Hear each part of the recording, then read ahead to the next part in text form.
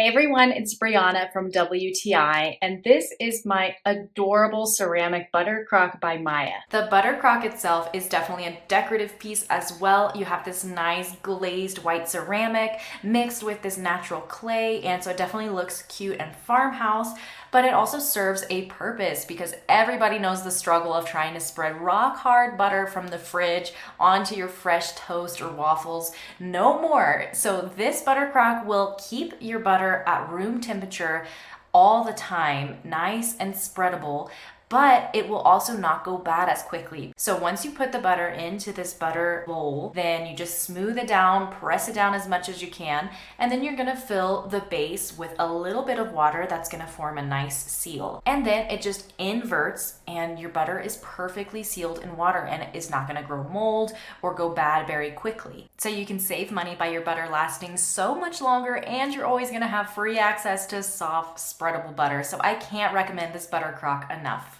But that's just my point of view.